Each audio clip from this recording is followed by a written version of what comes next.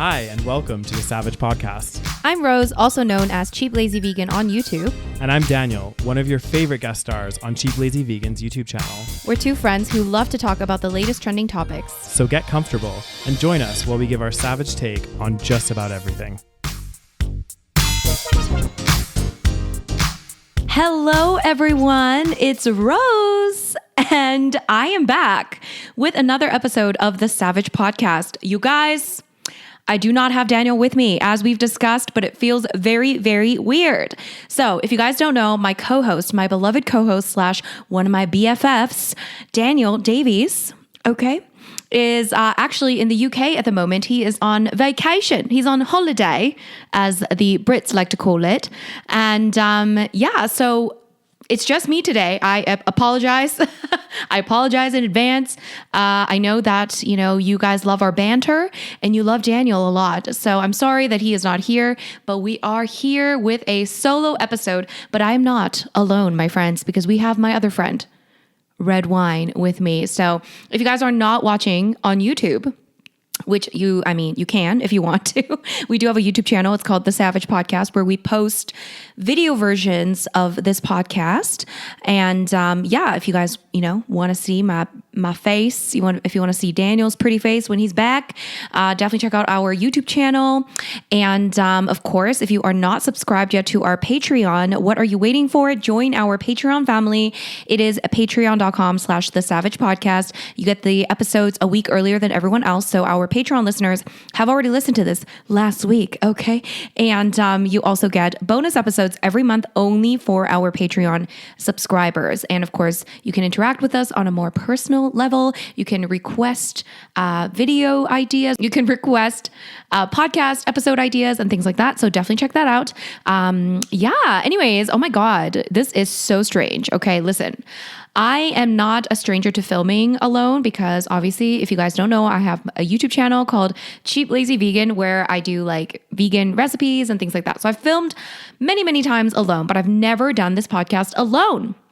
And the thing with podcasts, you guys, is that I feel very vulnerable, especially when I'm alone, because it's such a weird and different filming style that I'm used to. When I'm filming from my main channel, like my food, vegan channel, I am under the impression, I'm not under the impression. I know that I'm going to be doing a lot of editing, like a lot of, what do you call those? Jump cuts, where it's like very snappy, very quick editing. Whereas with the podcast, it is usually very low edit, very kind of free-flowing conversation. And it feels weird, okay? It's like normal when I'm talking to somebody, right? If I'm talking to Daniel, it's very normal. It's just kind of like how we talk in real life, okay? That's why you get the unfiltered, version.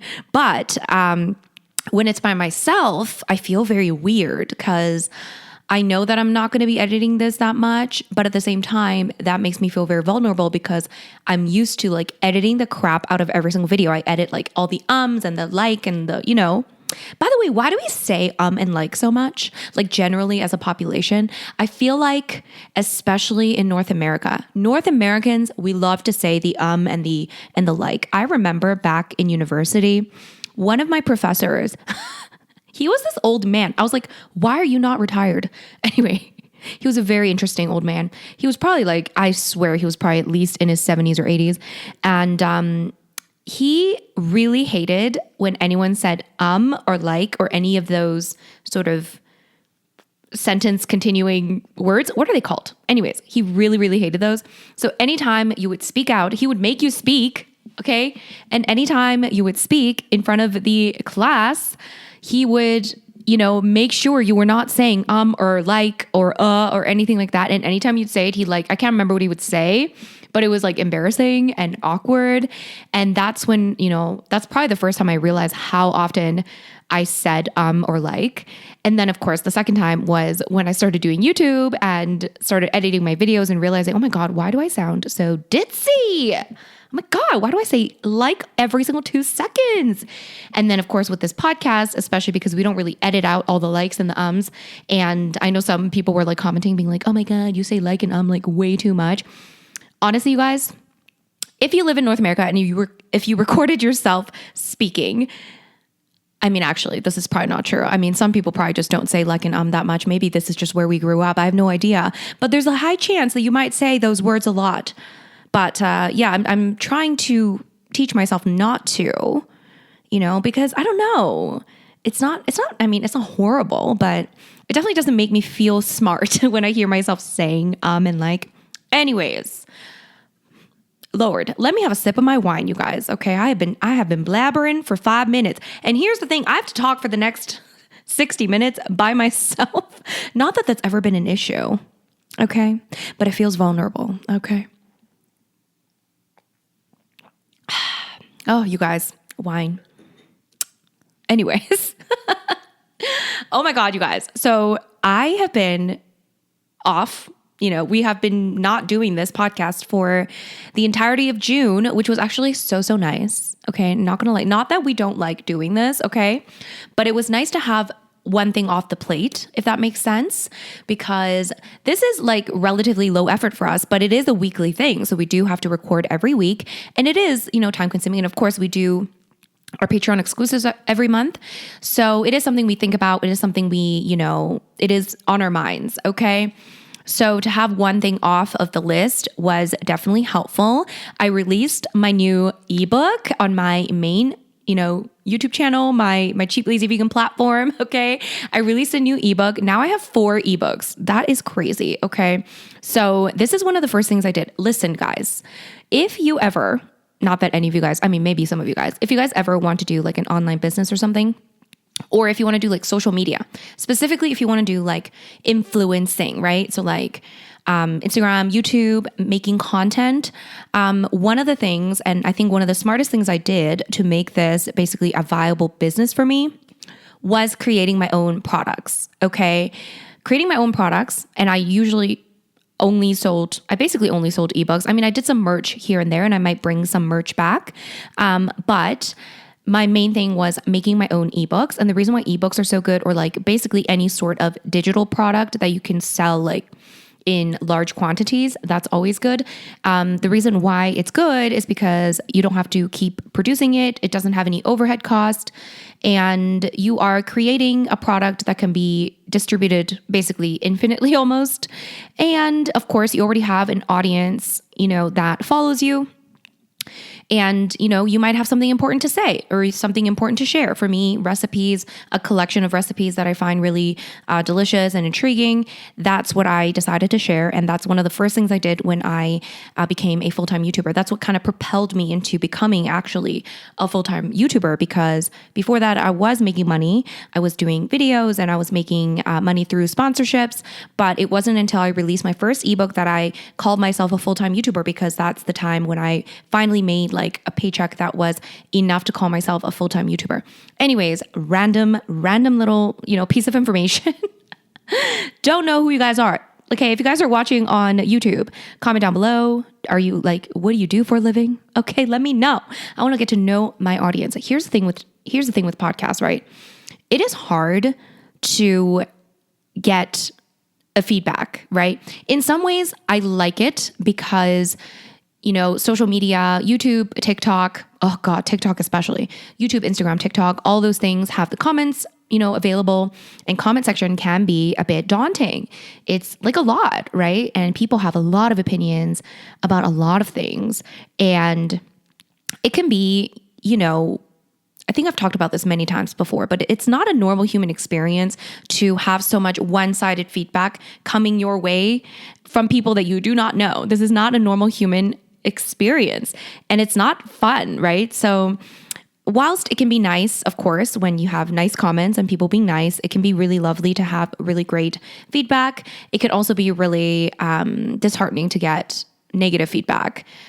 So in some ways it's good that with podcasts, I feel like we can just kind of have free-flowing conversation, and people are not as picky. I feel like, well, that's not true. People can be picky in our podcast, YouTube comment section. But I feel like when you're just like listening to a podcast and you're not watching on YouTube, not that I'm not discouraging anyone from commenting on our YouTube channel, by the way, but when you're just listening to something and you're just kind of like walking, I often listen to podcasts when I'm walking or when I'm washing dishes, doing something that I'm not sitting in front of the computer. someone might say something that I find to be stupid or, that I disagree with, but I don't like stop and comment, right? Because I'm not in front of a computer. So, a lot of things you learn to just kind of, okay, maybe I don't agree with this person here. And you just kind of let it go. Just kind of like normal human conversation. I know. Anyways, I forgot why I went on this tangent. I forgot. But there you go. Okay? There you go. This is the problem with not having a co-host because, at this point, Daniel might remind me of what I, was saying previously, but now I don't remember. So I'm just going to drink my wine. Anyways, so we had June off because basically what happened was I went to London basically in the very beginning of June. After I released my ebook, by the way, check out the ebook. You can buy, let me say that again. See, this is where I'm like, okay, I need to edit this part. Anyway, check out the ebook, you guys. I have 4 ebooks. You can go to thecheaplazyvegan.com. Okay, don't forget the because somebody stole cheaplazyvegan.com. Anyway, thecheaplazyvegan.com/shop. And then you can see all my ebooks. I have ebook bundles that are cheaper. But anyways, my new ebook is basically a weight loss recipes ebook. It's a compilation. It is a gigantic compilation. I feel like I talked about this before. But anyway, it's a compilation of, weight loss friendly recipes that are still really delicious. So that's all I'll say. Definitely check it out if you are interested. Oh, one more thing I'll say is that it is very easy for you to track your calories because I included all of the calories and macros in the ebook recipes, and you can also input them very easily into MyFitnessPal. Anyway, that is all I will say. Someone did ask me to talk about the ebook and promote the ebook. So thank you for allowing me to pitch that to you. Anyways, oh my God, you guys. So let's talk a little bit about my June trip. Before we delve into all the dark shit that has been happening in this fucking world, let's talk a little bit about myself because, we need a little lightheartedness. I feel like this is one of the things I pride myself in this podcast is that we are able to talk about, kind of real issues, but at the same time, I feel like we're not so dark, we're not like the news, we can just talk like we're talking to friends. So maybe it feels a little bit less daunting. I'm hoping that that's what we are providing for you. Anyways, so I went to London. After releasing the new ebook and saying, okay, we're going to take a month off the podcast, I ended up going to London last minute and I was there for actually 2 weeks. And then I went to Milan for a few days. So really my trip was about 2.5 weeks total, which was a very long trip for me because I can't remember the last time I went somewhere for that long. And it was so nice, you guys. It was so nice, okay? I actually was very good about not working much, okay? I did not even bring my laptop. I don't remember the last time I went on a trip and didn't bring my laptop. Even when I went to Cancun with Daniel, actually, we brought our laptops and we recorded this podcast in Cancun. So I don't remember the last time I traveled without my laptop, but I was like, listen, I need to just actually unplug. So all I did was I did bring my little iPad just in case. And I maybe worked about 3 or 4 hours total, just checking emails and just making sure that shit has not hit the fan. Okay. And it was really, really lovely. And even when I was working, I made sure to go to a nice little coffee shop and, have that experience. And it was so lovely. Basically, I got there right before the Queen's Jubilee. I still don't really know what the Queen's Jubilee is, but basically, as soon as I got there June 1st, I think. And then that weekend was the long weekend because it was the Queen's Jubilee. I guess it was the Queen's 70th year. What is a Jubilee? Anyway, I don't know. Anyway, the Queen's 70th year of reign or something like that. So it was a 4-day long weekend.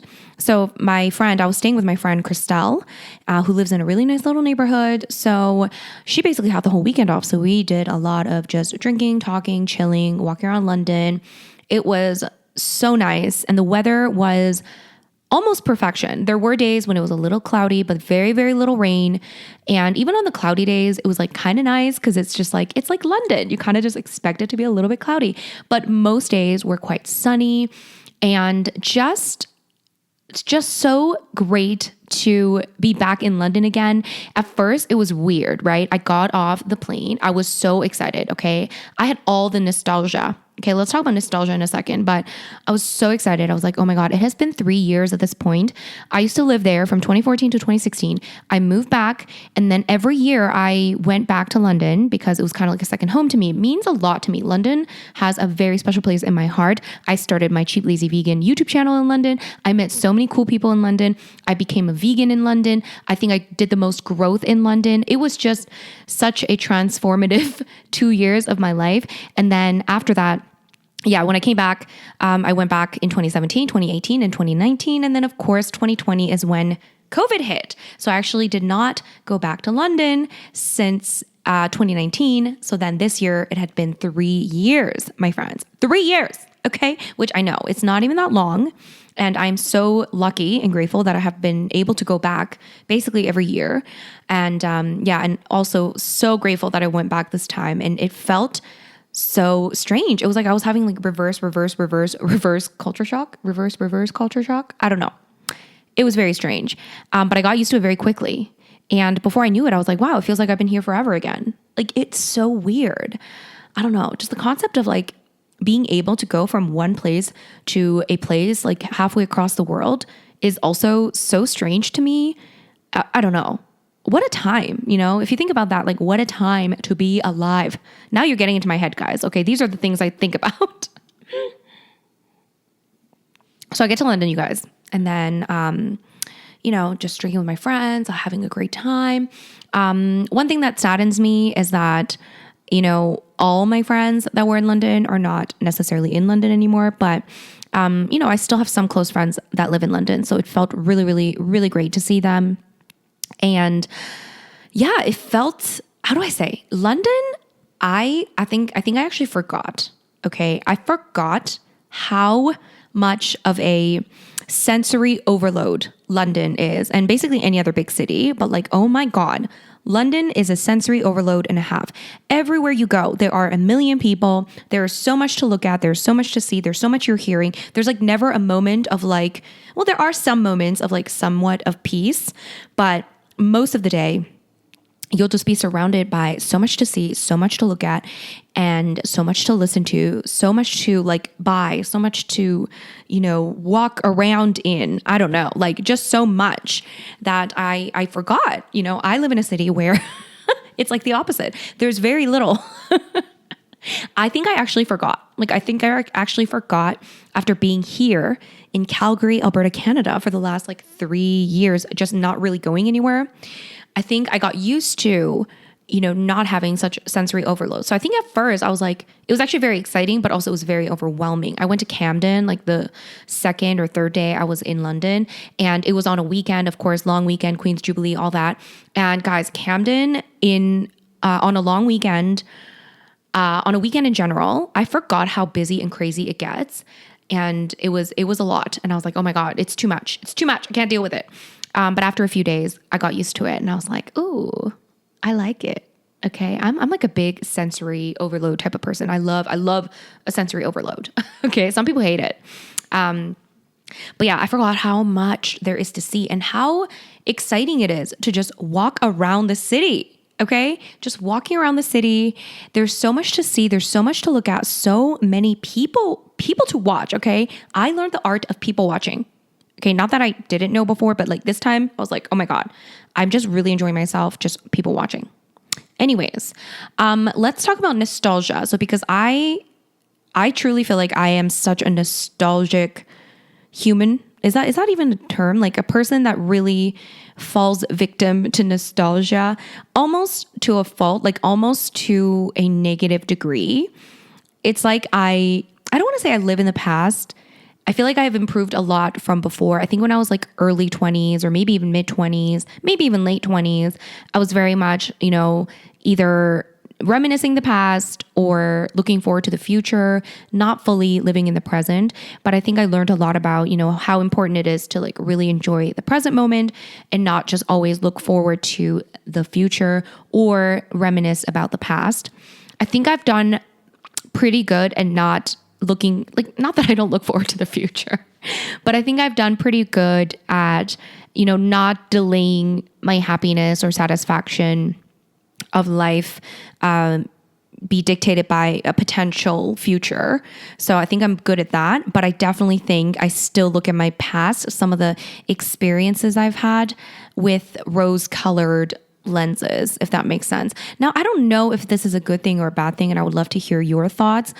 Like, is it bad to be so nostalgic and like look back at your photos from 10 years ago or like 5 years ago? I always look back at my time in London with rose-colored lenses. Of course, when I was living in London, Jesus Christ, some of the experiences I had, but at the same time, it was almost like those negative experiences really taught me a lot of resilience, and it made life interesting. I always say to people, if you have a negative experience, as long as no one's dead, as long as no one got hurt, like physically hurt, or at least not like super physically hurt, as long as like, nothing extremely tragic happened, I feel like it can be something you can laugh about in about a year or 2 years or 3 years, or it's something that you can really grow and learn from. Okay. So I feel like most negative experiences, I try to kind of like look at it from that lens. And I think I was very much taught that when I was living in London. Okay. Because my flat flooded, my landlord kicked me out. There was just so much that happened. I feel like I've talked about these stories before on one of our early Patreon exclusive. I'm not sure. If you want me to talk about it again in a future episode, me and Daniel, I'm sure we can fill it an entire 2 episodes on talking about our stories in London. But, a lot happened in London. It was stressful. We first got there and we were like, holy shit, why is rent so expensive? And you get like a shoebox of an apartment. I don't even have a place to sit down to eat my dinner. And I'm paying like extortionate prices. So it's definitely not for the faint-hearted. It is definitely not an easy experience, but I learned so much from it.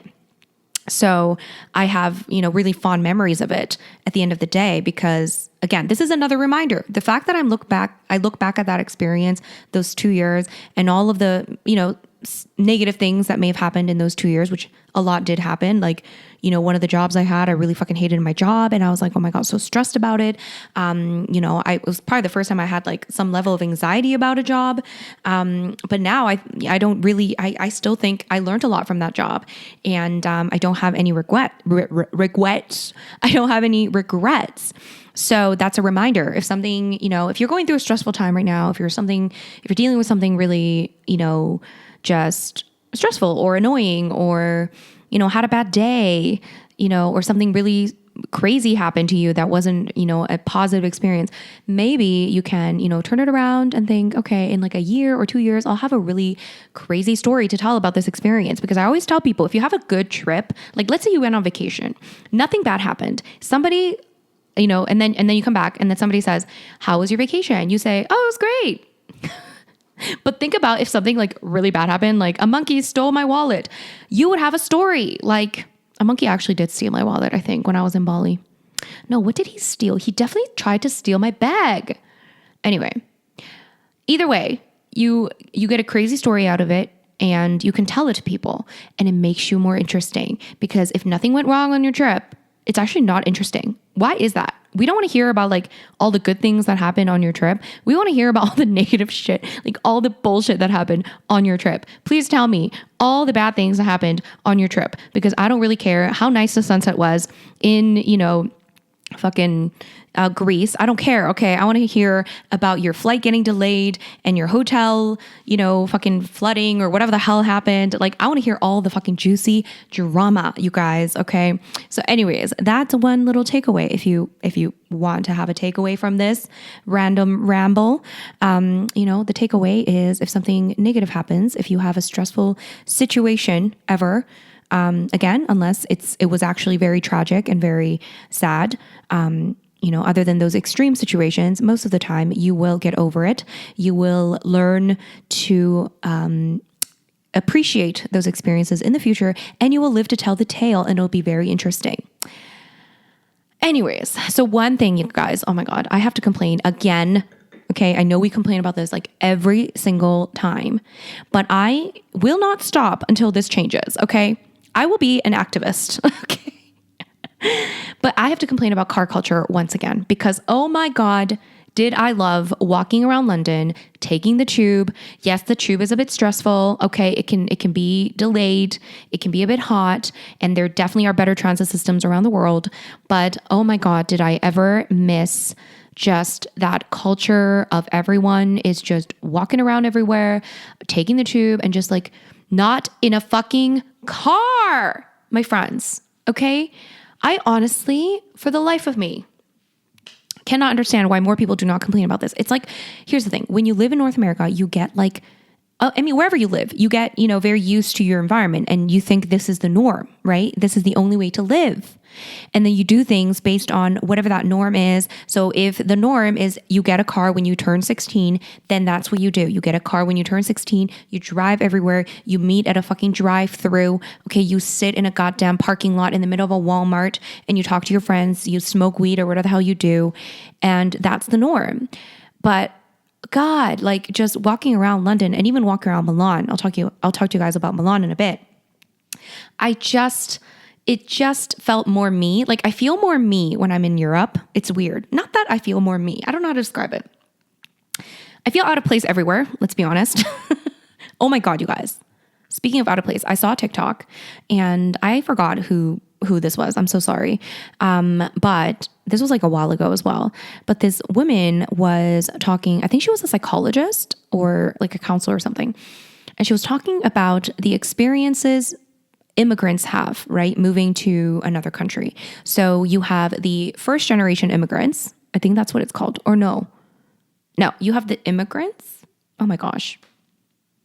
I don't know the terminology. I think it's first generation is when you're the ones that came to the country. So like my parents would be first generation immigrants because they moved from Korea to Canada. I think. I could totally be wrong. Oh my God, let me just Google this. I have a computer in front of me. Okay. I don't have a freaking producer that types things for me. Let's see. First generation. Never mind. Okay, I feel like everyone is giving me a different answer. Okay. But okay, whatever. I'm pretty sure first generation means that you were the ones that were born outside of the country that you end up residing in. So if you were born in like Korea or Afghanistan or wherever, and then you move as adults to Canada, you are first generation Canadian immigrants, okay? And then the kids that you have are second generation, okay? Anyway, I was part of the 1.5 generation, which is very strange. Why is it called 1.5? Maybe that's why it's called, I don't know. I am for sure a 1.5 generation immigrant, which means that which means that I was born in a foreign country, yet I moved to this country called Canada or whichever country. Okay. I moved to another country as a child. Okay. Not as a fully grown human being, but I moved to another country as a child. So I'm born in a different country, but I moved to another country as a child. So it's not that I'm born here. And it's not that I was an adult, but I came here as a child. And apparently this is psychologically very difficult for us. Okay. Apparently this is the most difficult in terms of feeling like you identify or that you belong anywhere. Because the problem is when you are an immigrant, I'm just going to call it an immigrant. I still don't know what's first generation. When you're an immigrant, right? And not that it's easy to be an immigrant. I'm sure that's like probably a much harder thing to do. But if you're an immigrant, you identify with the country that you were born in, that you moved from. So if you're a South Korean immigrant that moved to Canada, you identify more as a South Korean. You feel fully like a Korean. You don't ever really feel assimilated into the society that you moved to, which also has, I'm sure, a lot of psychological implications and a lot of problems. However, I don't know why I said however, but anyway, so there's that, okay? And then if you are born to immigrants, first generation, whatever it's called, if you're born to immigrants, then you are much more likely to obviously identify with the country that you were born in. So if you're born in Canada, but your parents are Korean, you are much more likely to identify with the Canadian culture, whatever that may be. However, if you are 1.5 generation like myself and a lot of other people, and you move to a country as a child, so you were somewhat introduced to the culture of your original country, and then you move to another country as a child when you aren't fully, you haven't fully become a full-grown human being yet, you are still a child, you still haven't formed your identity yet, and you move to a new country, you are kind of stuck between the two worlds. And apparently you never fully kind of adjust to being one or the other. And that can be a very difficult kind of psychological process. That's the TikTok I saw. And I was like, oh my God, is this why I have such issues? No, I'm just kidding. But literally, guys, let me know if you identify as a 1.5 generation. Maybe you have the same experience, but it definitely does kind of, it definitely has a little bit of that. Like, I feel like my experience definitely is a unique, not a unique one, but compared to people that were born here and compared to immigrants, I definitely have a very different experience. And I'm not saying one is necessarily easier or better than the other, but it is definitely a different experience in terms of identity, right? Because I don't feel Korean. I definitely don't feel Korean. I think if a Korean looked at me, Korean people think I don't look Korean. Okay. Let me just tell you, even when I don't have this red hair. Okay.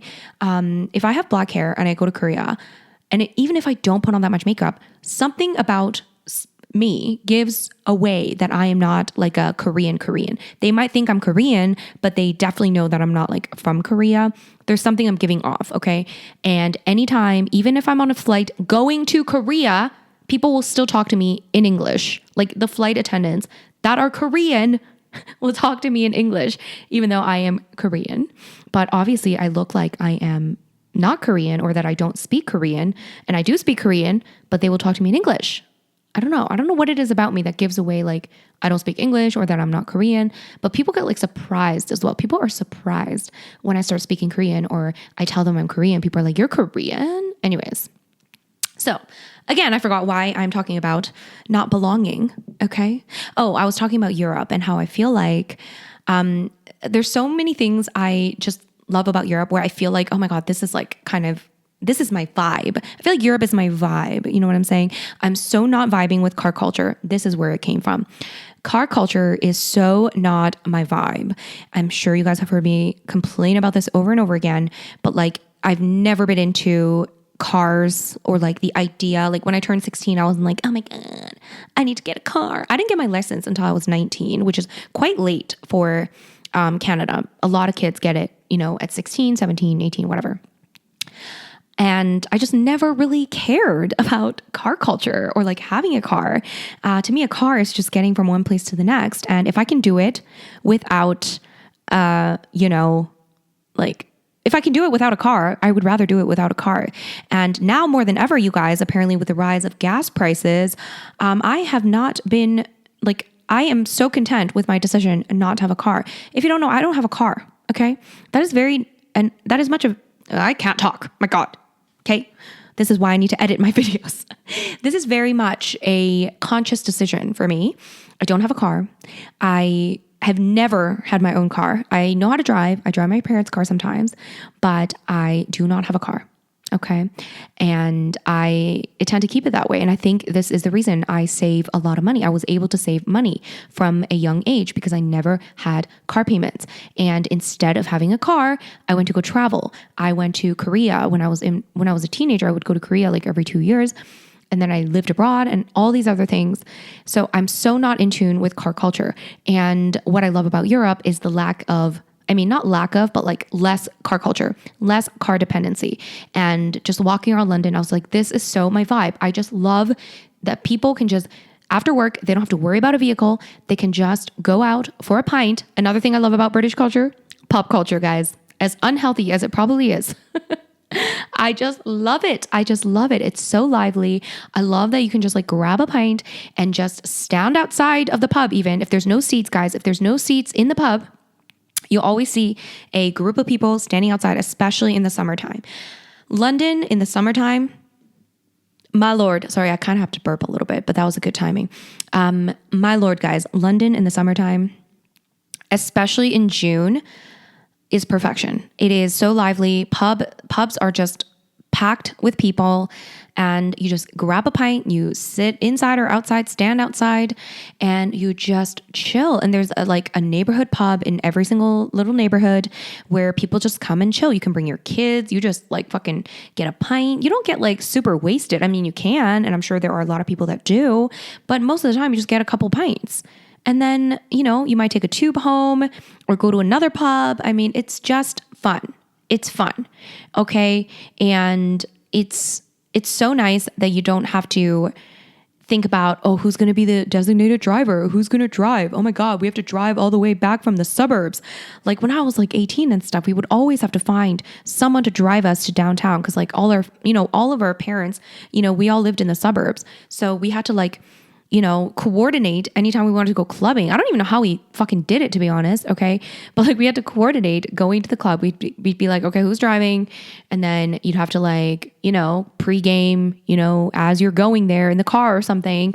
And then you just kind of, and then you just go and then you drive back, because taxis are also super expensive, especially in North America, everyone lives in the suburbs, and, taking a taxi all the way to the suburbs could be like, $40 to $60 even, depending on where you live. So you don't take a taxi, so it's just, I don't know, like it's so much more lively as a result. I genuinely feel like the lack of car culture is one of the main reasons. And obviously it's like close proximity to one another. Like Europe is a lot smaller, like geographically, which I'm sure is another reason why there's lack of car culture. There's a lot of cultural reasons as to why things are the way they are. But I genuinely feel like because of, the population density of Europe and the lack of, or the lesserment of car culture is one of the reasons why it's just more lively. There's more culture in Europe. There's just more more art and culture and all of that in Europe. And of course, North America, especially Canada, much newer country. So obviously that impacts it as well. But man, you guys, man. And the reason why I wanted to talk about this again is because somebody, I'm so sorry I did not write down your name here, but you know who you are. Somebody sent me, or sent us a DM on our Patreon. Okay. They sent us a message on our Patreon, one of our patrons, obviously.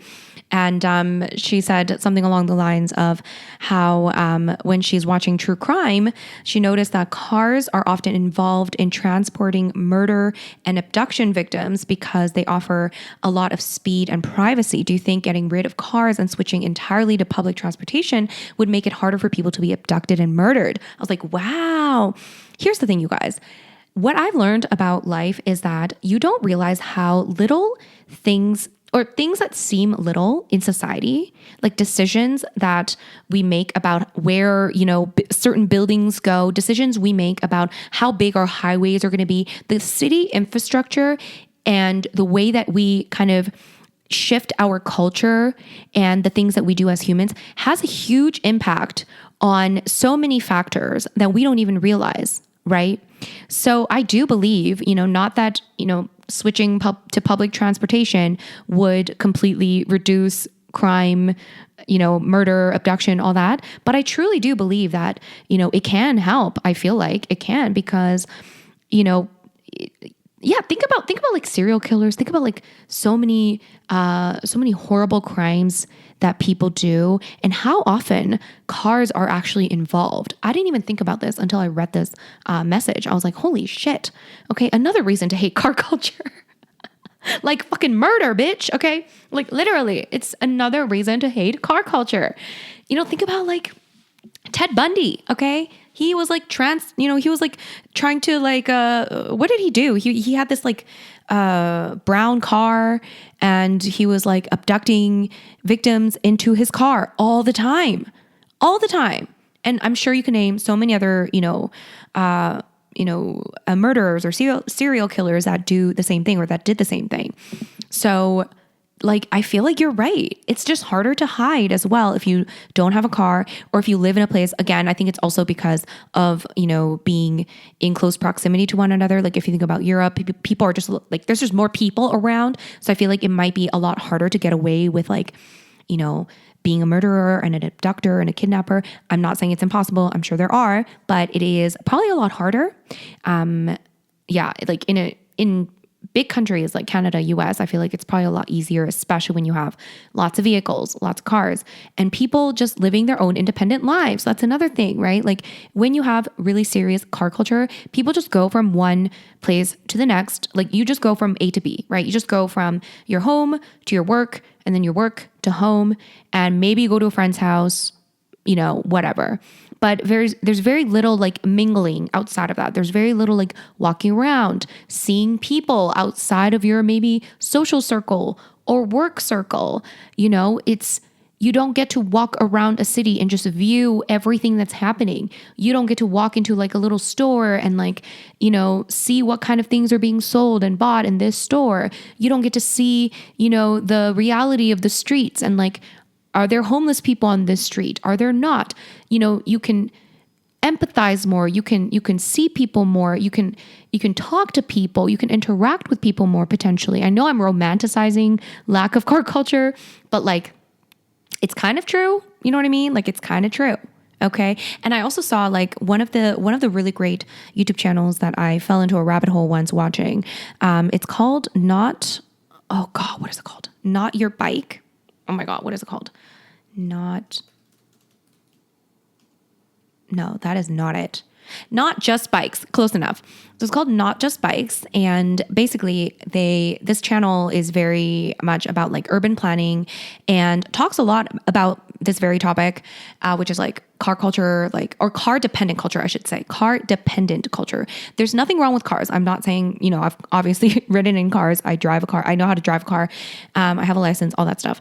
And obviously they can be very, very helpful. And I'm not saying we should all just get rid of cars. I know that there are, obviously circumstances in which we need cars, but I don't like car dependent culture where you feel like everyone and anyone needs to have a car and that you need to have 5 vehicles in one household, that like in a household, every single person that lives in that household needs to have their own vehicle. I don't like this. I don't like lack of public transportation or the option of having good public transportation. I don't like that. I don't like having to take, let's say, a bus for an hour when you can just drive for 10 minutes. I don't like having to walk on shitty roads that don't look nice because they're all built for cars. That's what I mean by car culture or car dependent culture. So anyways, this YouTube channel talks about, God, and I forgot why I'm talking about this YouTube channel. God, you guys, my brain, I have TikTok brain. What do I do? Oh yeah. So the reason why I brought this up is because I do believe they did this video once where they talk about actually how it is safer in what did they say? I think in the Netherlands, people let their children just walk to school or cycle to school by themselves, like at a young age. They're just allowed to just go to school by themselves. And the reason why it's allowed, again, it's because there is more people around. There are more people around and there are people actually walking around the streets. There are people in the town. When they're walking, there's people. And again, it's a lot to do with population density, not just cars, but that's one of the things that allows it to be actually safer because there are more people around. So this goes back to the whole, is it going to be safer when there's more public transport and less cars? Absolutely. I do think that is a reason. And the reason why when in North America, we are very obsessively, making sure our kids are never alone. They're never outside alone is because when you look at suburbs of North America, even though they may be safe, it's eerily quiet in a lot of these suburbs and there's nobody around. So if you were actually to abduct somebody or commit some kind of crazy crime, it's actually probably more likely that you're going to do it in a suburb that is very, very quiet than a busy street where there's lots of people around. So that's one of the reasons why people in the Netherlands might feel safe allowing their kids to walk to school alone. But in North America, when there's nobody on the street, and if you all live in a very quiet suburb and your kids are just walking, that is actually probably more scary. So yeah, I just wanted to point that out. If you guys want to check out that YouTube channel, again, it's called Not Just Bikes. Oh, guys, I was worried about filling this hour and I am just going on a rant and we only have 15 minutes to talk about all the fucking shitty things, you guys. Oh my God. Actually, somebody asked me to talk about how I learned to play the guitar.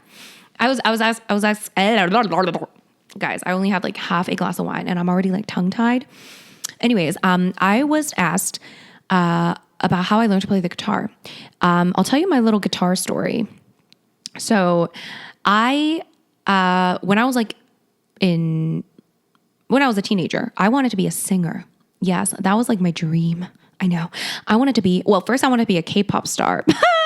Anyways, I wanted to be a K-pop star. I was into K-pop before it was cool, you guys. Okay. Thank God I did not try to do that because there's no way, like, listen, not that I'm like knocking my appearance. I don't think like I'm totally fine with my appearance, but like I would not fly in the K-pop world. Let me just tell you. Okay. They will want me to have all kinds of surgery. And even if I was like good looking enough to be part of this K-pop world, I am so glad I am not part of it. Okay. I could do a whole deep dive into K-pop culture and how toxic this industry is. It is so bad that as an adult, there is no way that I can ever like allow that to happen to like, my teenage self. Okay. So anyways, so I wanted to be a singer. So I really liked singing. I still like singing. Don't get me wrong. Okay. Now it's a hobby of mine. And I always felt really awkward just singing, right? Like it's awkward to just sing. Okay. Imagine if I just started singing. It's awkward. Okay. What if somebody just started singing at a party? Okay. It's awkward. It's not anybody's birthday. And even if it was, like, it's awkward, right? Even if this person is like a really good singer, unless you are in an American Idol fucking audition room, please do not sing in an awkward situation. However, okay, when it is less awkward is when somebody is playing an instrument, especially guitar. That all of a sudden, just the addition of the guitar makes it cool. It might still be a little awkward. Okay, don't get me wrong, depending on the context. Okay, but all of a sudden now you are jamming. Okay, now you're having a jam sesh. Okay, you're not just awkwardly singing a cappella. You have a jam sesh. So I think that was like my initial kind of like thought process. I wanted a guitar when I was like a teenager. I think I was like in grade 7 or something, or grade 8. And I believe that is when I bought my guitar. I still have the same guitar that I bought at that time. Okay, it was an expensive one as well. But I told my mom, I was like, I want to get a guitar. And when I was younger, I played the piano. So I learned piano, but I always thought of piano as like the uncool instrument. Okay. Oh my God. I remember this girl. Side note. God, kids are so fucking mean. Here's the thing, you guys. People ask me if I want children. Listen, I always say like, I think I want to adopt kids, but I don't know. I'm already like, whatever. You know what? Let's not delve into that. But people ask me if I want kids. I'm like, I do want kids, but then I have to realize that they are turning into teenagers eventually. And I don't know if I want that.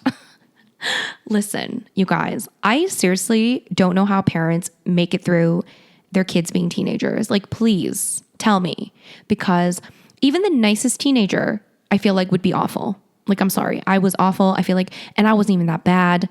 Anyway, even the nicest teacher is awful.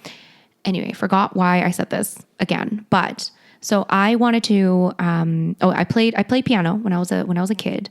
And then I always thought it was uncool. Oh, here's the story. I think I was probably 12 or something, maybe 13. And I remember when I was like in grade 5, I was friends with these 2 girls, right? And they were like kind of the cool kids, I guess. So I was like, okay, I'm kind of like one of the cool kids. Oh my God. And then of course, as teenage girls do, we were like probably like 11 years old. We were like, the 3 of us were really good friends. And then of course I was really mean as well. So like me and one of the girls, we kind of like, ditched one of the other girls and we're like, we don't like you anymore. And honestly, there was probably no reason. Like there's probably literally no reason. And we did that. And then we did that for like maybe a couple months. We were so mean. Like that is so mean. Okay. Honestly. And then, we accepted her back. We're like, okay, you're welcome back. I don't know why. Again, don't remember any of this. Okay.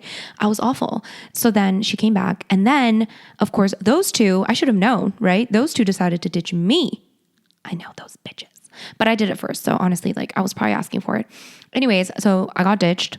They didn't accept me back. I made friends with other people, the less cool kids or whatever. Anyways, it was just, oh God, I do not wish teenagehood upon anyone or their parents. So then, anyway, the reason why I tell you that story is because one of the girls later on, I remember like she sent me some kind of nasty, it was like probably like an MSN message. This is a long time ago, you guys. Okay. 20 plus years ago, sent me some sort of MSN. Was it MSN message or something? Maybe it was even email. Okay. And it was something like, oh, you don't even have talent, blah, blah, blah. And And I was very good at playing the piano. And I was probably arguing with her. I was like, I know how to play piano. And then she was like, that's not even cool. You have no cool talents. Yeah. Anyways, wow. Awful. Teenagers are literally awful. They should just be put into a corner somewhere and just, like just taught to behave. Okay. I'm just joking, guys. Okay. Don't sue me.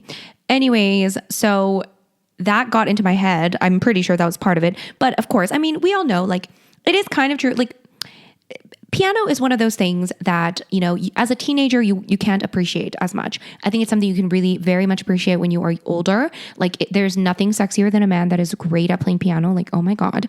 And of course, there's nothing classier than a woman that plays beautiful piano. So I do wish I continued piano because I was actually quite good at it. I mean, I wasn't that good at it. I just learned it for many years. And I was actually studying like theory, like musical theory. I hated musical theory though. I don't think I ever want to do that. But that was part of the whole curriculum in order to like advance into the grades. I think they called it like Royal Conservatory or whatever it's called. I think I was up into like grade, I don't know, I must have made it to like grade 7 or something. And I think if I did like 1 or 2 more levels, I could have potentially taught, but I hated theory so much. So I quit in like the middle of, I don't know, probably in the beginning of junior high or something. Quit that. And then, wow, I'm talking a lot about myself today, guys. I apologize. Okay. You try talking to yourself for an hour. Okay. Yourself comes up. Anyways. So I did that. I quit piano. I was like, this is not cool. And then I always thought guitar is like the cool kids, the cool thing to do, right? Like it's cool to play the guitar.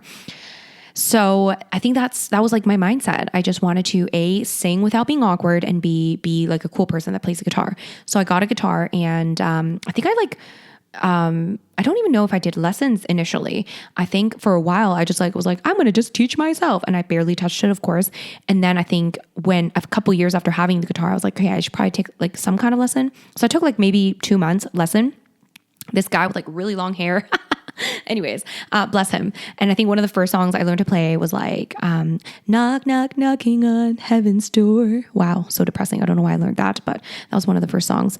And then I just kind of, I think I got a little bit of confidence from that, just a little bit. It was so hard. Guitar is really, really hard, especially in the beginning, because your fingers hurt and it's really, really awkward. Like, I feel like this is what I always say. I feel like guitar is harder in the beginning, but it's easier to be okay at. As in, like, piano, you can kind of like, you have to be kind of like really good at it to sound good. Whereas guitar, you can just learn a few chords, and as long as you know a few chords, like, you can play so many songs. So you can like pretend that you're like good at it. So that's kind of like where I am at. Like, I am not good at guitar. Okay, any guitarist will tell you like I am pretty much a beginner. Like, I'm not even intermediate, but like I think I can like get away with it because it's guitar and because I sing along with it. Whereas piano, it's really hard to like fake being good at the piano.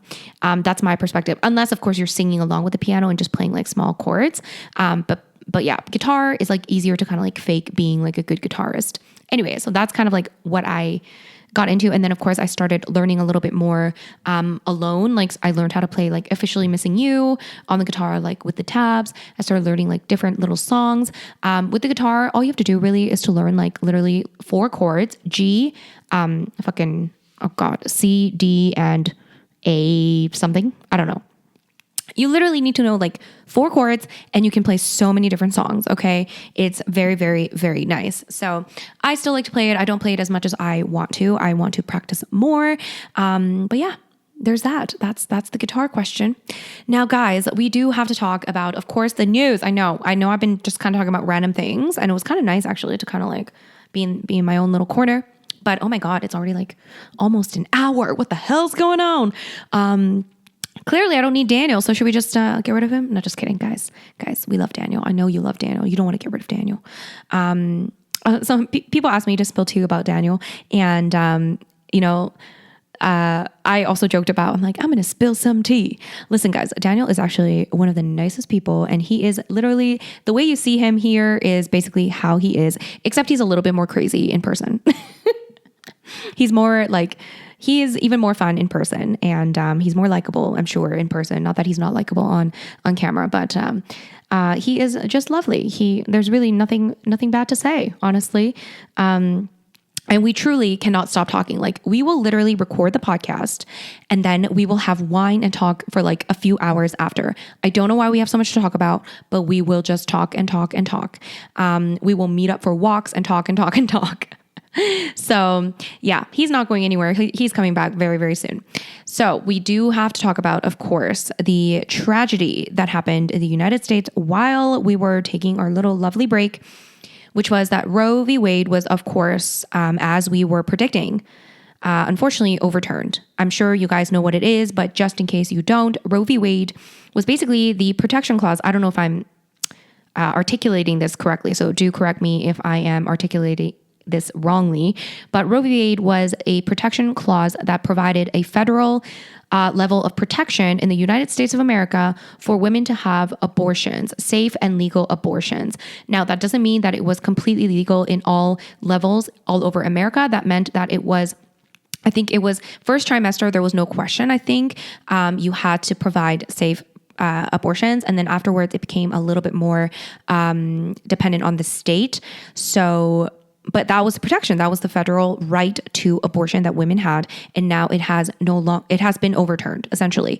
And it is honestly, it shouldn't shock us, but it's kind of one of those things where it really makes me realize how we are going so backwards. I think with COVID, when COVID happened and all of the, crazy things that happened from the right wing, I genuinely was like, okay, we are really kind of like moving backwards. Like, we're becoming more conservative. I genuinely felt like as I was growing up and as I was becoming a teenager and as I was living as a teenager, and then as I was in my 20s, I felt like things were progressing at least. I think when I was a teenager is when gay marriage became legal in Canada. I think I was like in grade 8 or something. And just like small little things kept happening that made it feel like we were progressing. Like, we legalized weed in Canada, when I was in my 20s. And I don't know, like a few other things happened, like progressive things happened. So I felt like we were moving in that kind of right direction. And then COVID happens, and then now this. And I feel like this is truly like a terrifying time.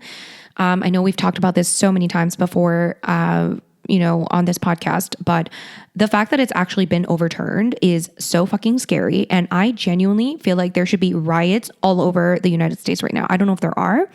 I do understand if you don't want there to be, because today is July 5th. Yesterday was July 4th. And of course, there was yet another horrible mass shooting in America during some kind of July 4th celebration. So I can understand. And also after like COVID and all the crazy things that happened during COVID, in all the riots and stuff and all the dangerous things that happened, people getting shot and killed, I can understand why people would be too scared to riot and too scared to protest. But holy fucking shit, you guys, this is so fucking backwards. I was just watching the beginning of a documentary about Roe v. Wade on Netflix.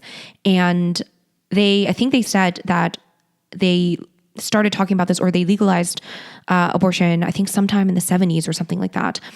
Or maybe I'm totally wrong, but like it was quite some time ago. So for us to literally go back, I'm just going to double check this because I think we talked about this before. I just want to make sure I have the dates correctly. 1973, you guys, 1973. We have gone back to the times before 1973. I honestly cannot. And here's the thing. I know we talk about, like we're in Canada, come to Canada. And I'm not going to say that Canada isn't better in terms of many aspects. We have universal healthcare. We have, at least for now, have the right to abortion. We have a lot of things that the US does not have. And we are a more progressive nation, just, naturally we are, in almost every aspect. However, I would not get too comfortable. Okay. Us Canadians, we cannot get too comfortable. We are so close to the US. Politically, we are, close. We are geographically so close. And let's be fucking honest. The conservatives in this country, okay, Canada, the conservatives of Canada, they want to be American so fucking bad. Okay, they do. They wish they were fucking American. Okay. And not that there's anything wrong with being American, but they want to be American in the worst ways. So I would not be surprised if this overturning of Roe v. Wade has now encouraged Canadian conservatives to start acting here in this country. It is scary, okay? And the idea that I recently saw this news story, it is fucking appalling that a 10-year-old child, 10-year-old rape victim, 10-year-old child could not get an abortion. Let me just double check this article because I was, oh my God, it is, I couldn't read it because it was just the thought of this is so appalling, you guys. Okay. A 10-year-old rape victim was forced to travel from Ohio to Indiana for abortion. Okay. The case of a 10-year-old child rape victim in Ohio who was 6 weeks pregnant. 6 weeks. A lot of people do not even know they are pregnant in 6 weeks. Okay? She was 6 weeks. Oh, God. 10-year-old child. Guys, 10-year-olds.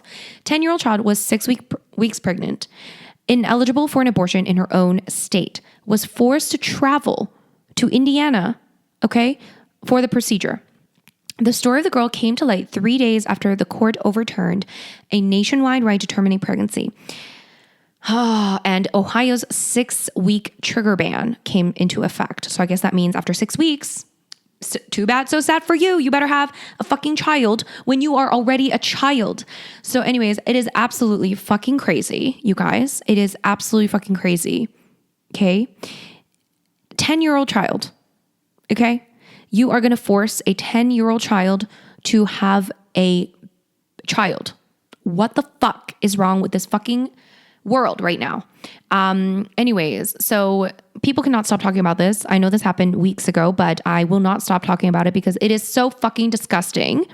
Okay. And I thought about this random analogy and I don't know if it like makes sense because I know people are so adamant that this is like, you know, like I can understand okay, here's the thing. I can sympathize, okay, if the pro-life position was also the position that wanted to provide free universal health care to all citizens. They wanted to also provide mandatory parental leave from work, mandatory paid parental leave. So maternity leave or paternity leave, paid, mandatory by law. Okay. If the position was also to be, what was it? Oh, also to have more gun control, less guns. Okay. Less guns. And also if the position was to provide more welfare and more resources from the state to mothers and their children that are in need. If that was also the pro-life position, I can almost have a little bit more sympathy toward that position and try to kind of like understand that position more. However, that is literally the opposite of the pro-life position. Almost every single pro-life person is a Republican. Okay, almost. Not every single one, but generally speaking, okay, that is the majority of people that are pro-life. They identify as a Republican. And those same people, and we're talking about especially political people that actually have political powers, those same people are against universal health care. How the fuck can you call yourself pro-life when you have a country where people literally die because they don't have access to healthcare because they don't have money? How the fuck do you call yourself a pro-life country? Or how do you call yourself pro-life if you live in a country and you support the policies that allow people to literally die because they do not have access to healthcare because of how much money they have? What the actual fuckery, okay? And also, how the fuck can you be anti-abortion when you don't even provide paid parental leave by law? This is the only country in the world, guys. United States is the only country in the world that does not provide paid parental leave by law, okay? Meaning that the only developed country. The United States is the only developed country in the world that does not provide paid parental leave by law, meaning every other country has some form of paid parental leave. Some people more than others, some countries more than others. And the reason why I bring this up is because, for example, in Canada, there are laws for maternity leave that is paid. So you get to take maternity leave and some of it has to be paid. by the employer or government or whatever it is. Okay.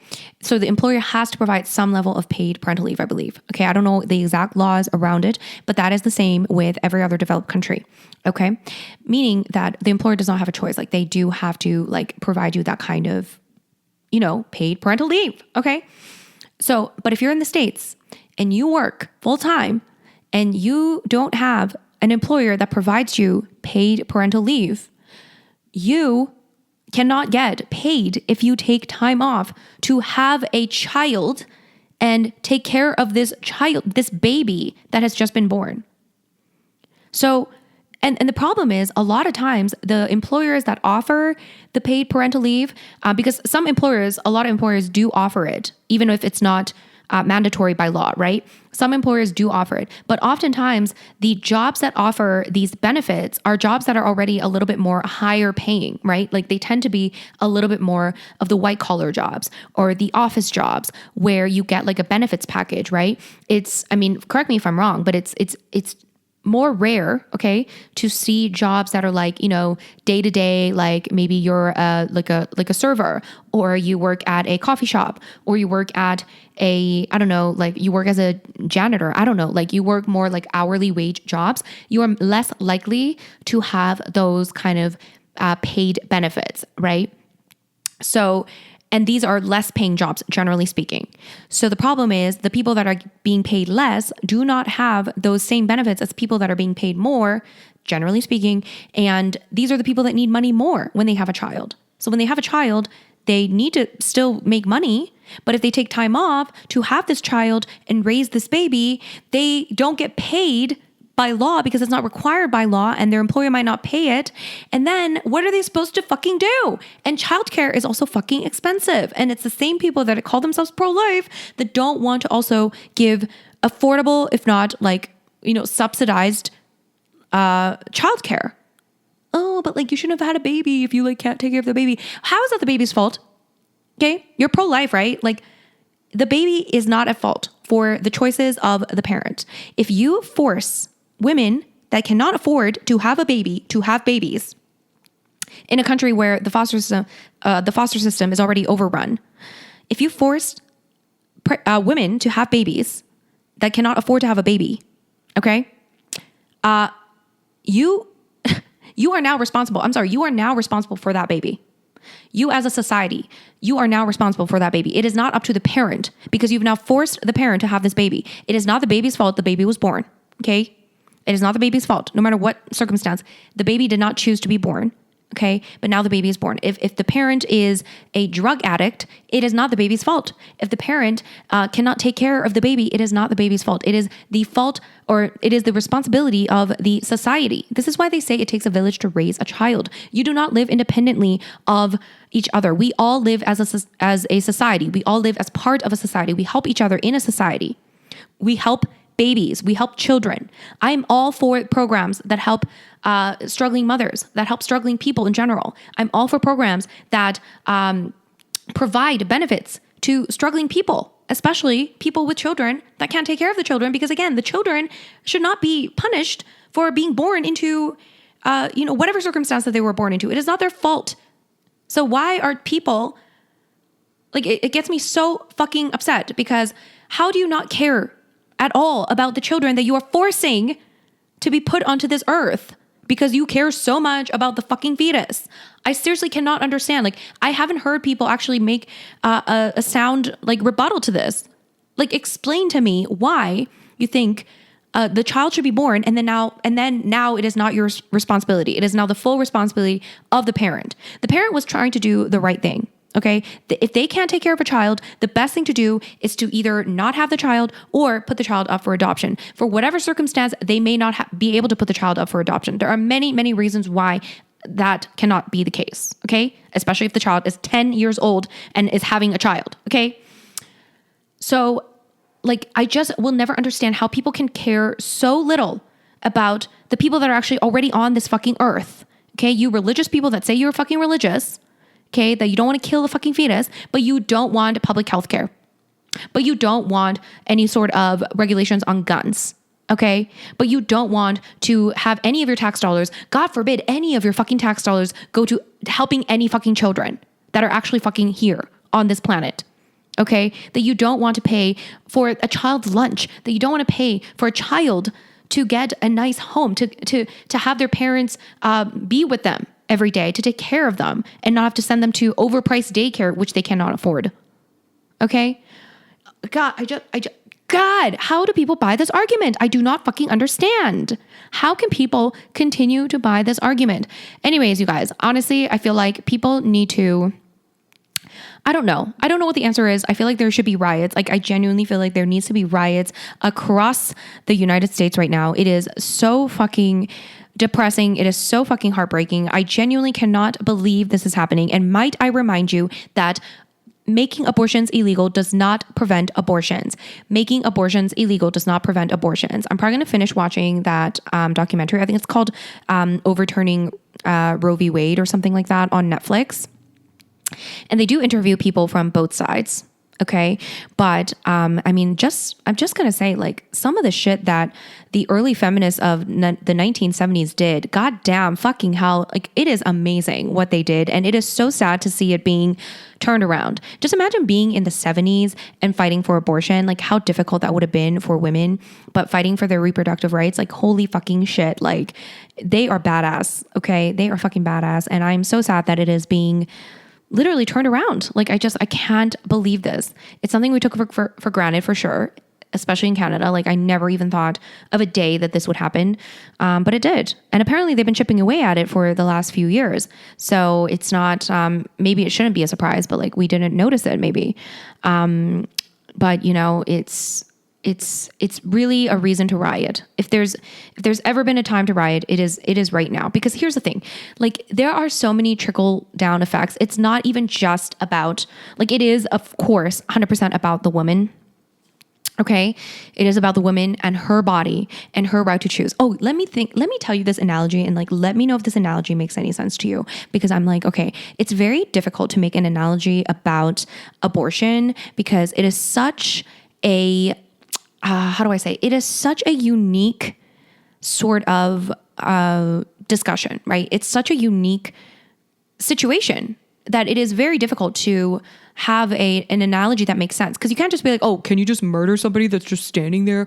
Like, it's not the same thing. And like, every intelligent person knows that it's not the same thing. Like, murdering someone that is independent of you is not the same thing as like aborting a fetus. So it is very difficult to come up with an analogy for abortion. But here is one I thought of that maybe makes sense. So let's say you were in a car accident, okay? Let's say you were driving a car. I'm going to use the car thing again, okay? Let's say you're driving a car and you got into a car accident and it was your fault. It wasn't your intention, but it was your fault. You got into a car accident, it was your fault, and it was a very, very terrible car accident. You wake up after a couple of days, maybe you're in a coma. You wake up and you realize you're in this horrible car accident. Thankfully, you survived. And then you see that you have a body attached to you that is surviving off of you because the other person in the other car that unfortunately collided with you happened to have injuries that were incredibly life-threatening, a lot more life-threatening to them than to you. And now they have to, again, this is a major hypothetical, so obviously I don't know how this would make sense from a medical point of view, but like, in a hypothetical situation, this person is now attached to your body because maybe needs your bodily functions to survive. Okay. And this person needs to be attached to your body for, let's say, 9 months. Okay. In order to keep surviving. Now, is this a moral issue? Okay. Should you allow this to be happening? Should this be a legal thing? If you get into a car accident, it's not even just like if you're attached to this person. If you are part of a car accident, right? Because I'm pretty sure if you're let's say a driver, even if you're a drunk driver, let's say, and you get into a car accident, you hit somebody's car, and this person is in a life or death situation, but they need your organs. Now, should you, as someone that caused this accident, have to give away your organs to this person? Okay, legally, that's no, right? But like, from a moral perspective, from an ethical perspective, do you think that is okay? Because we're talking about bodily autonomy here, right? So the car accident analogy to me, it seems to make sense because you got into the car. People make a lot of, fucked up arguments against abortion. And listen, nobody likes abortions. Okay. It's not like, again, we're not saying, woohoo, let's have an abortion. Like, woo, like fun times. People do not like the idea of abortions. And I am 100% for programs that that would decrease the likelihood of unwanted pregnancies. Okay. I am 100% for birth control, 100% for sex education, which of course the right wing that call themselves pro-life do not want. They don't want birth control. They don't want to talk about sex. They want to talk about abstinence-only education. So once again, proving that they don't give a fuck, okay, if there are unwanted pregnancies, because unwanted pregnancies happen when you have no proper birth control methods and no proper sex education. So yeah, I'm 100% for proper sex education, 100% for birth control, and for programs that, again, help women that might be thinking about having an abortion because maybe they can't take care of this baby to potentially having hope that they can take care of this baby because maybe they have support from the government and the society that they live in. But anyway, my point is nobody likes an abortion, okay? It's not like, ooh, let's have an abortion party. Like, no. Maybe there are some sick people that do that, but very, very tiny percentage of the population. So I think the reason why it's a good analogy, or the reason why the analogy made sense to me, this car accident analogy, is because a lot of people say, well, if you didn't want to have a baby, you shouldn't have had an abortion. Well, I mean, you shouldn't have had sex or whatever. Well, if you didn't want to get into a car accident, you should have been driving a car. Do you know how likely it is for you to get into a fucking car accident when you drive a fucking car? Okay. And newsflash, I know that all the religious people think sex is only for, making babies, but that's your religious belief. That is not the belief of like literally every other person that's not religious. Like there are many reasons to have sex. Like, like I'm sorry, but like it's not just to fucking, reproduce. That's like saying eating is only to survive. Okay. Eating is also for pleasure. Okay. Eating is also for enjoyment. So you are allowed to have sex, not for the purpose of reproduction.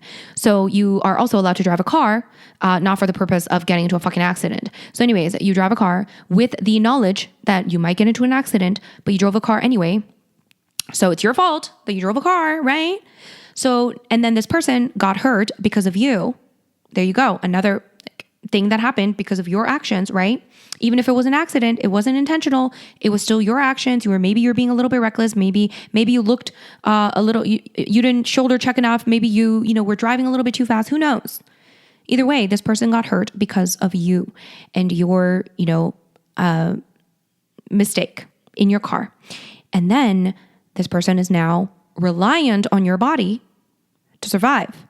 Is it your responsibility now then to be attached to this person and get your bodily autonomy completely snatched away from you for 9 months? Would you be okay with this is the question. So, I mean, we're talking about another person's life, right? This is an even more severe situation because now we have an actual human life that is an actual developed human. Okay. It's not just a fetus here. We're actually talking about an independent woman or independent human. Goddamn, you guys, I can't talk anymore. It's been like an hour and 20 minutes just me talking.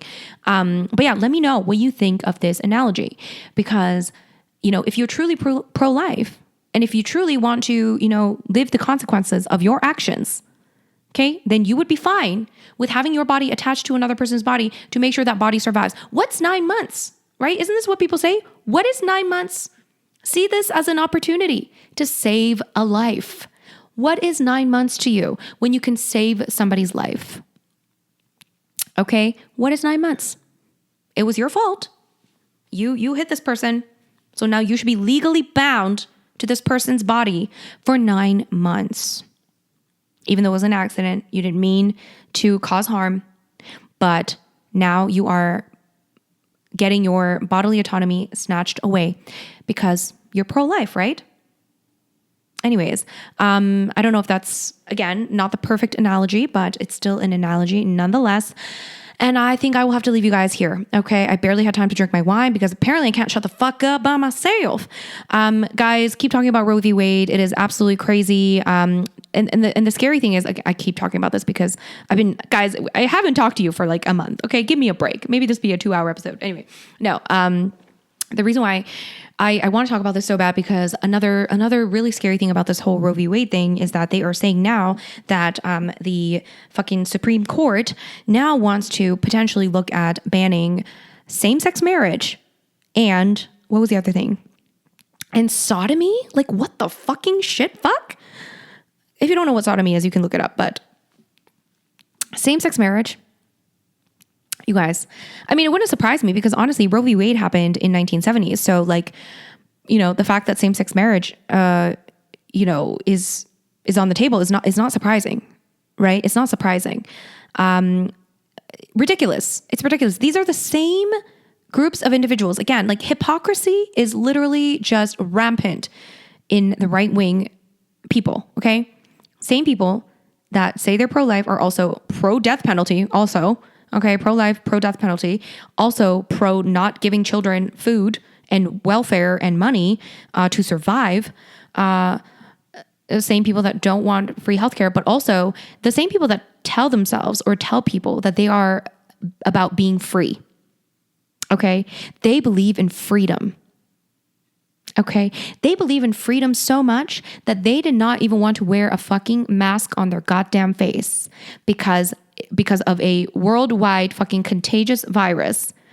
Okay, even though they were told that wearing a mask could prevent people from getting the virus and potentially dying from the virus. So again, pro-life, you can't even wear a fucking mask on your face and you want women to carry a baby for 9 months and you're pro-life.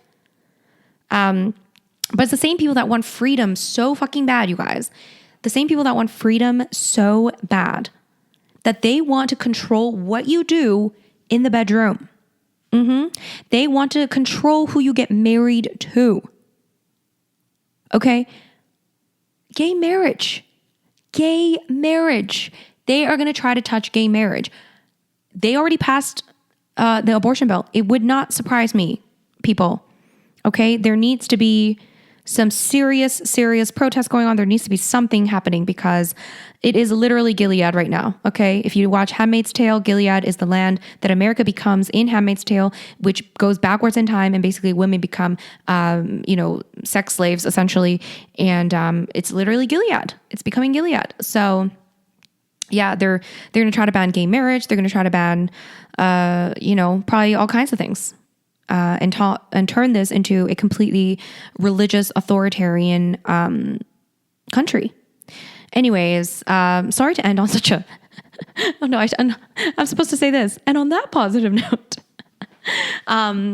anyway, on that positive note,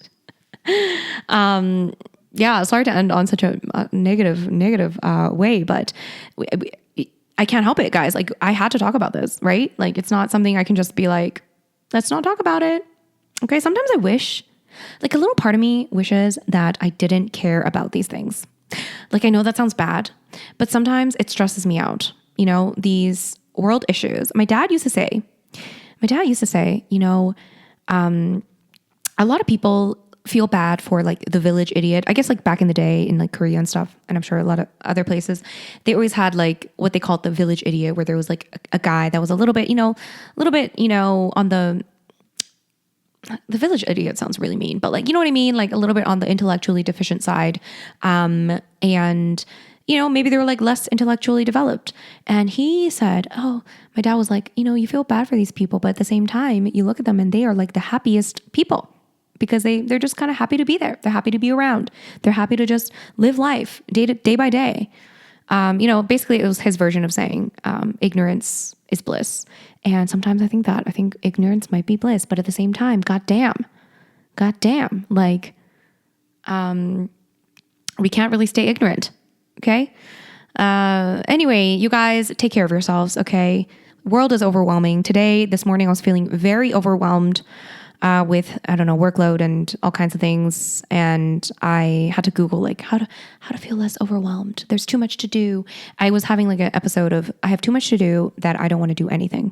So I went for a walk and I just kind of just told myself it was going to be fine, wrote down a list. And so tip number 1, write a list, brain dump, right? Everything you have to do. If you're feeling overwhelmed, maybe stay away from the phone for a second, put a timer on and do as much as you can, maybe in a few minutes, 20 minutes, 30 minutes, whatever it is. Tidy up your space, spend some time outside, okay? Just unplug for a little bit. It's so important. Going for a walk today was a godsend. I was feeling so overwhelmed and I went for a walk with Nutty, my dog, and it was really nice. And just make a list of things you got to do, and then just schedule time to do it, and it's fine. It's going to be fine. Okay. If you're feeling overwhelmed with the news, spend more time with, dogs, people that bring you up, and, again, the phone is a lovely but a terrifying thing. So try to stay away from it. Try to have maybe a few minutes or a few hours a day where you don't look at it. Anyways, oh my God, what a fun-filled episode. An hour and a half. You guys, I was like, I can't fill this hour. I hope you guys enjoyed this. Thank you so much for listening to this fucking hour and a half long episode of me rambling. If you are still here, holy shit. If you are still here and you are in the YouTube comments, comment down below a fire emoji, along with, of course, whatever you wanted to, talk about, whatever thoughts you had on the many topics we discussed today. I really hope you enjoyed this episode. I'm not sure actually if Daniel's going to be back for next episode. I think he might be, but maybe he'll be busy. We'll see. But I'll force him to come back on because I know you guys miss him. Thank you so much, you guys. Tell everyone, guys, tell your friends, tell your family about our podcast. Podcasts grow thanks to word of mouth. So post about it on Instagram, social media. Follow us on Instagram. It's the SaVeg Podcast. It helps us a lot.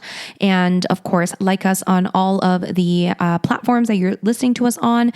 Give us a little follow, a little rating always helps. A 5-star rating always helps. And again, check out our Patreon, which is patreon.com/the SaVeg Podcast. You could join for as little as $3 a month. And of course, you get that bonus content every single month. And of course, you get the episodes a week earlier than everyone else. And I forgot to mention, you also get the episodes ad-free, completely ad-free. So thank you so much, you guys, for being so patient with us as we took the much needed month off. And I really hope you enjoyed this solo episode. Maybe one day I'll get Daniel to do a solo episode and see how he does. Oh my God, he loves to ramble, so I think he'd do a good job. Anyways, thank you so much for listening, guys, and I will see you guys next week, hopefully with my co-host. And thanks, guys. Bye.